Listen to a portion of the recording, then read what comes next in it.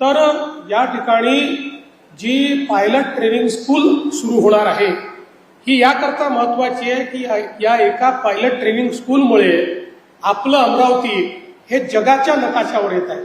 कारण south east एशियामधली सगळ्यात मोठी पायलट ट्रेनिंग स्कूल ही अमरावतीमध्ये सुरू होते आणि जवळपास दरवर्षी 180 पायलट हे अमरावतीमध्ये या ठिकाणी तयार होतील।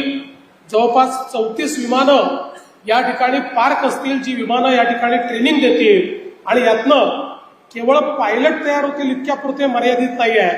अशा प्रकारची पायलट ट्रेनिंग स्कूल आल्यामुळे मोठ्या प्रमाणात इकॉनॉमिक ऍक्टिव्हिटी सुरू होते, अर्थव्यवस्थेला चालना मिळते, वेगवेगळ्या पद्धतीनं त्याचे इनडायरेक्ट बेनिफिट्स हे जॉब क्रिएशन मध्ये खूप मोठ्या प्रमाणात होतात। आणि म्हणून मला असं वाटतं की मोदी सरकारच्या कार्यकाळामध्ये आपल्याला मिळालेली एक खूप मोठी भेट आहे की आता अमरावती हे केवळ एक विमानतळ म्हणून या ठिकाणी ओळखलं जाणार नाही, तर जगाच्या पाठीवर साऊथ ईस्ट एशियामधली सगळ्यात मोठी पायलट ट्रेनिंग स्कूल कुठे आहे तर ती आपल्या अमरावतीमध्ये आहे।